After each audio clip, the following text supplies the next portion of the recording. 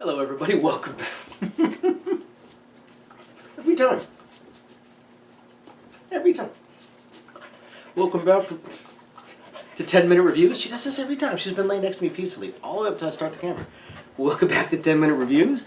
Yes, you do. Don't shake your head at me, Missy. That was Freya, my fuzzy co-star. I'm Jason. We're bringing you today's video.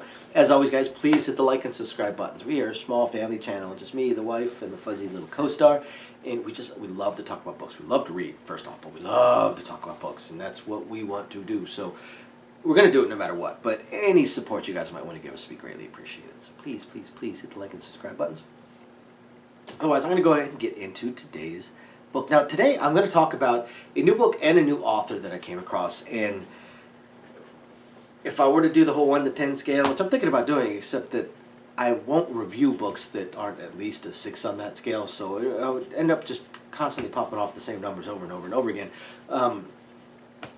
I would definitely put this at the somewhere in the 8 to 9 range. This book, it's awesome. It really is. So the author G.S. D'Amour, and the book is Thirdborn. And I'm actually just finishing book 2 right now, and I'm going to talk about book number 1. And I'm going to kind of do this a little bit different. I'm not going to talk about my 4 usual categories, or at least not in that order, because the world is so awesome that he built that if I try and talk about the world, that's all I'm going to talk about for 10 minutes, and I don't want to rant about the world too much. So this book follows Rhett Allen. Now, this is a fantasy-ish book, sword, sorcery, stuff like that. But as far as the world goes, it's also kind of our world-ish with a major slant. If you add magic into it, for instance, there's religion, there's the Roman Catholic Church and stuff like that, only it's an extraplanar being, not God per se, and other gods theoretically still exist and are worshipped. For instance, like when I talk about kind of our world-ish, they actually make a reference. I couldn't figure out time frame until the second book, but if you were to go like by years, this is approximately our time frame. They talk about the 21st century. However, again, sword, sorcery, riding horses.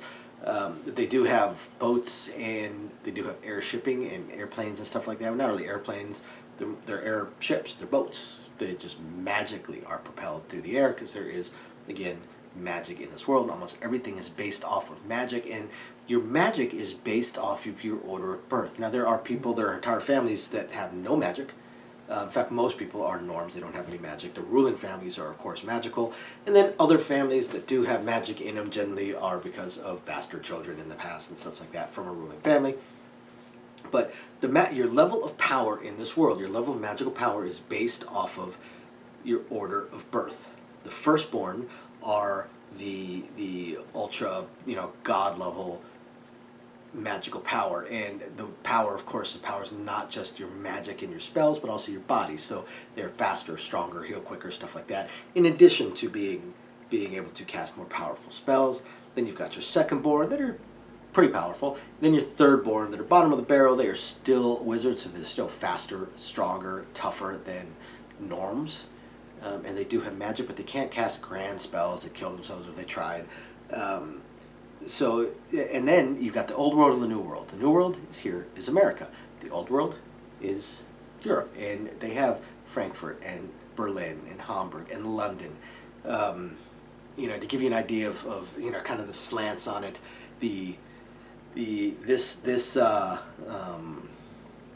this particular character, Rhett Allen, his family, they are in control of Allentown. So if you guys might be able to guess approximately what state it is, well, the ruling power, the king, is King Penn of the Kingdom of Penn.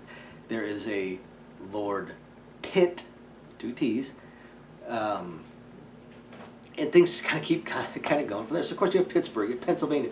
They have Queen Georgia, that is actually an enemy of King Penn and the Kingdom of Penn. Then you've got, of course, they still have Viking kingdoms. Again, they kind of take this world, our world, and they just sort of change it. And it's fascinating. It's so cool how he built an awesome world. He built this book is just I know I'm going off on tangents, but this book, I just want to I could talk about it for an hour.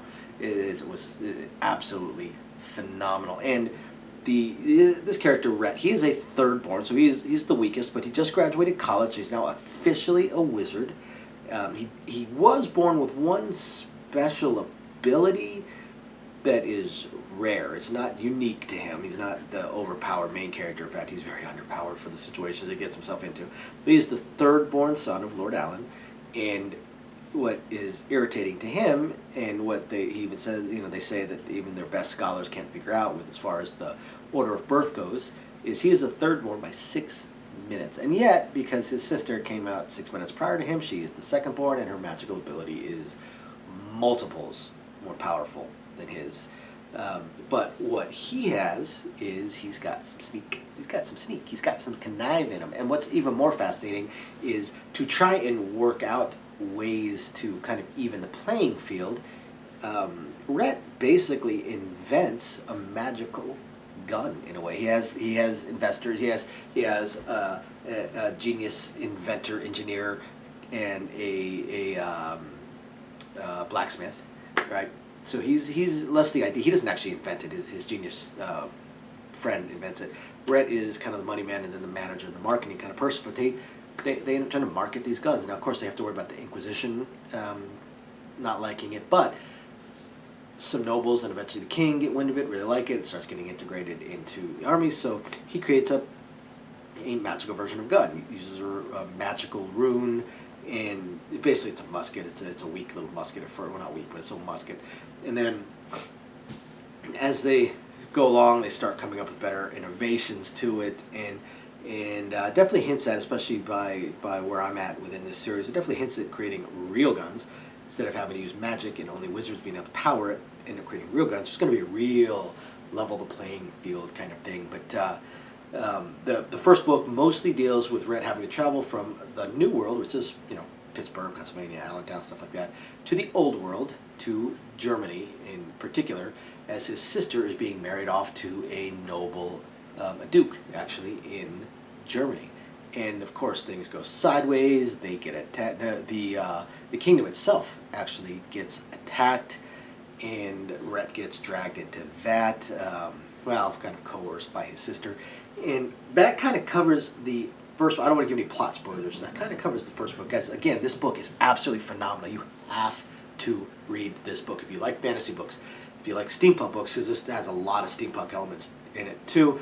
If you like kind of alternate history, because in a way it sort of is, you would absolutely love this book. So after you guys hit the like and subscribe buttons, guys, go check out G.S. D'Amour and Thirdborn. Absolutely phenomenal book. Please check it out. Thank you everybody for watching. We will catch you next time. Bye now.